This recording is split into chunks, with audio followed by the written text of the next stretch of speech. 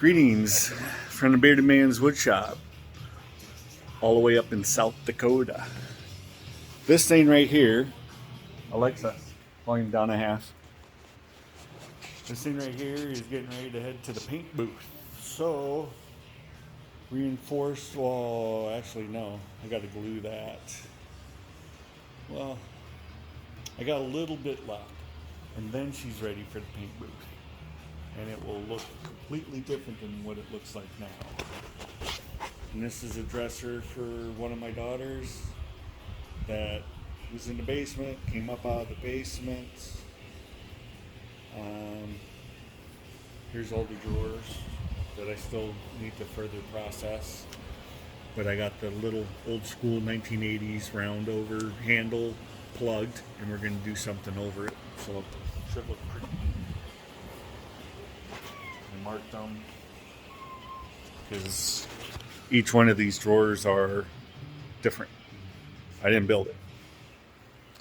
But it did come, said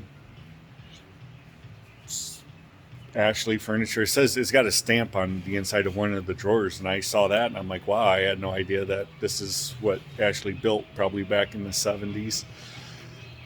Not as heavy as they are now. They were built quick and fast back in the day. It's all the ones that we're redoing now. It's those. But wasn't going to make a video. I did want to point out something that apparently,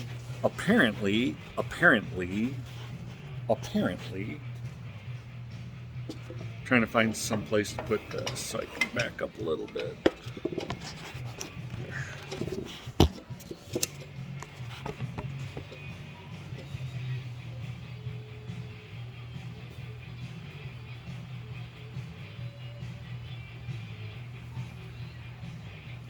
I don't ever use a stick in the shop because all they do is they fall down and it's a constant pickup job every day. So I just rely on things that are next to me and near me. Two, as I say that. And there was a person on this guy was at the Eastside Menards in Sioux Falls, South Dakota, which is close proximity to where I'm at. And we were walking the aisles, and this guy had a t-shirt, something similar to "This is how I rate people," or "This is how I rate the average person," and it was just one star that had white, and then 4 stars that were just silhouetted out in white. It was the same color as the shirt, so one was filled in, and the other 4 weren't. So it was 1 star. And he came back later after we were BSing for a while, and he says, you guys are the 1 star. And I said, wow, I said, that means a lot, you know, and I could tell that you are, as long as the human's genuine on the way that they're presenting themselves to me. Then, you know, a person doesn't have to speak. I can tell you if they're real or genuine. Doesn't mean they have to like me. It's just if the person's real and genuine.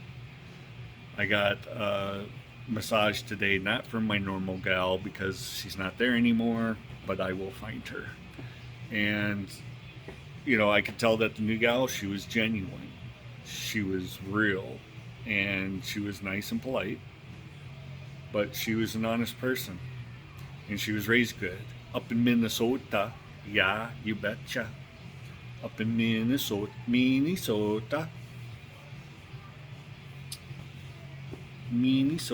Southwest Minnesota. Southwest Minnesota is defined by street dances, drinking at a young age, and drinking hard, and drinking a lot. That's Southwest Minnesota. And we're damn proud of it. At least back in the old days. I'm sure shit gets passed down every generation. That's how it got to us in the 80s, is our parents passed it down to us. So I imagine us 80s kids are probably passing down the tradition and hoping that nothing happens to our kids like nothing happened to us when we were going through our ages. I can't say that nothing happened to us. I got in trouble plenty. I got more than 1 car ride back home from the Popo. And but never got touched, never got written up, never got threatened with anything. I was always just returned back safely to my house from the police. And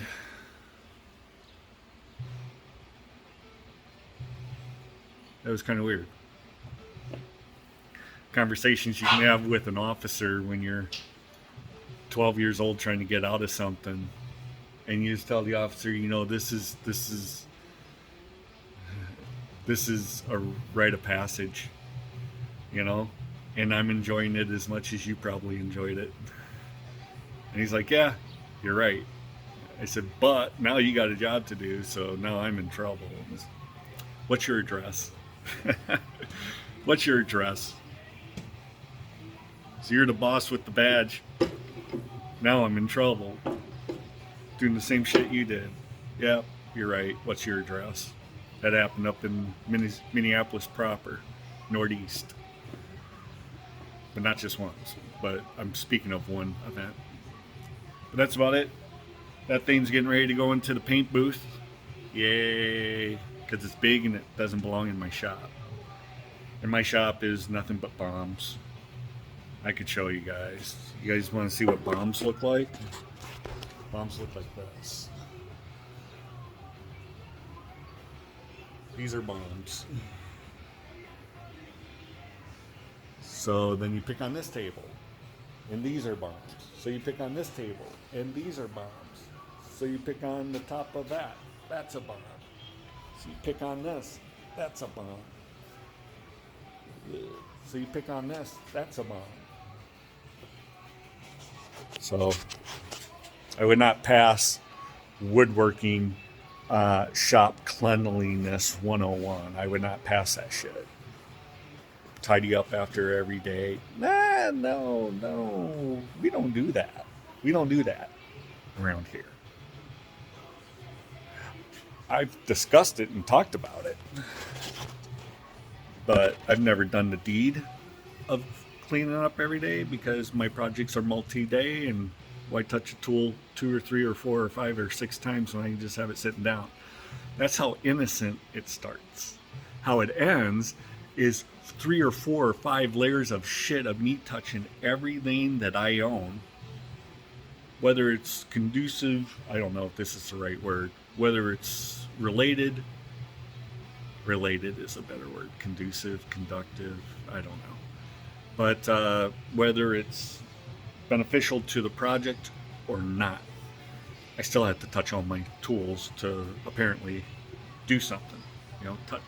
Why touch one drill bit when you can touch 15 or 20 of them, pull them all out? Sometimes you gotta leave the drill bits where the drill bits are. You just have to pull one out. You have to discipline yourself and say, I'm just going to pull one out and return it back before I grab another.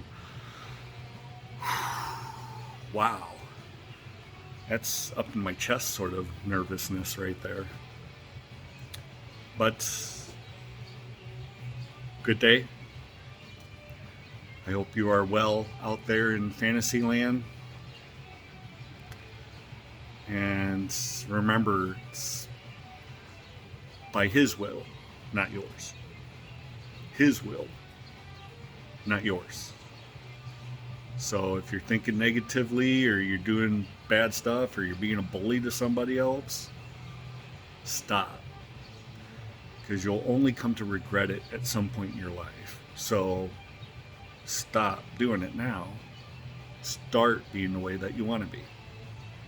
It's never too late. Later.